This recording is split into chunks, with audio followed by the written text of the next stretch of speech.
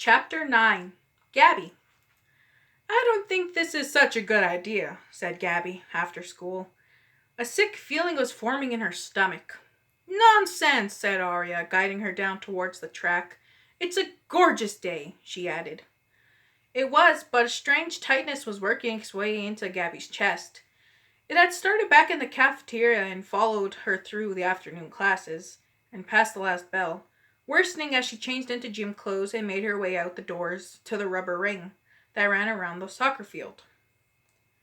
She tried to swallow her nerves, and as she and Arya reached the dozen or so students gathered at the edge of the track, standing around a coach with a clipboard.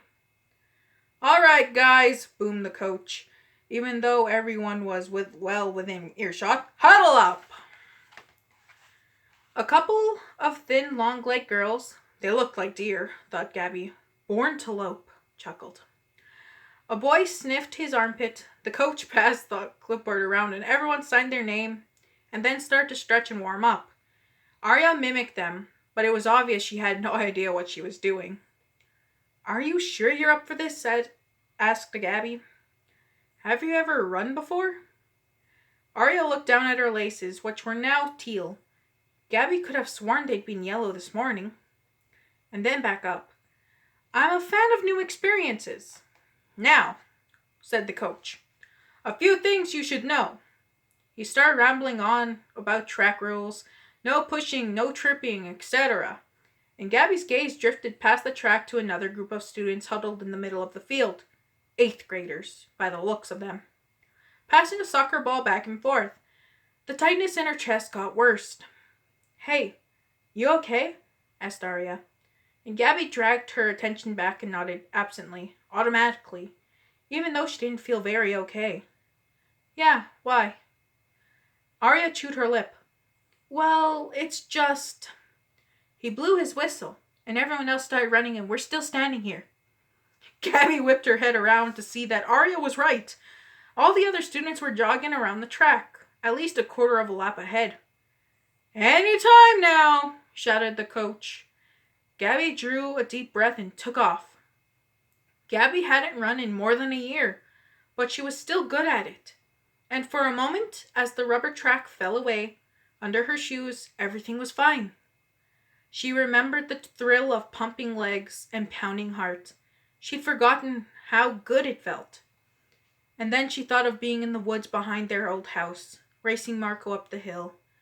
The moment when she passed him, and looked back and knew that something was wrong.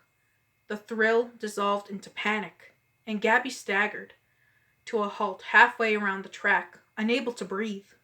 "What's wrong?" asked Arya, catching up and coming to a stop beside her. Gabby squeezed her eyes shut. This was wrong. This was all wrong without Marco. Running was something she did because of him. Something they were supposed to do together. "I can't do this," Gabby grasped. "Sure you can," said Arya. "No, I mean, I can't do this. I can't do track. I don't want to." Before Arya could say anything else, Gabby turned and hurried away. She cut across the field to the bleachers and sank down onto a low metal bench, her head in her hands. A few seconds later, she felt Arya sit down beside her on the bleachers, and then a hand come to rest on her shoulder.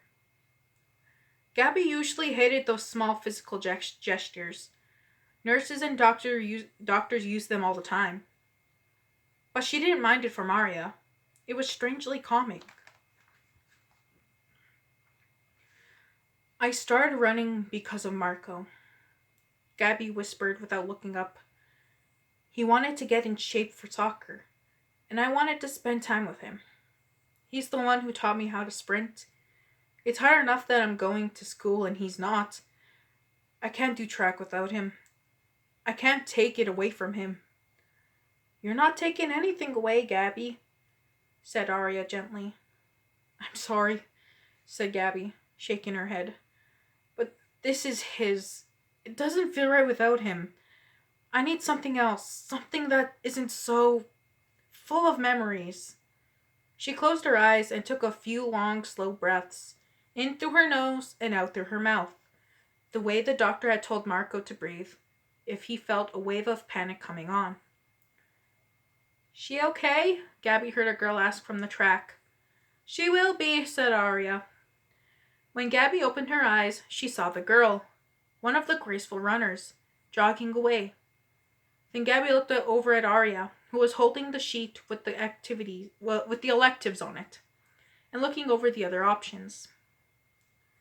"We'll pick something else for tomorrow," said Arya cheerfully. "Something brand new."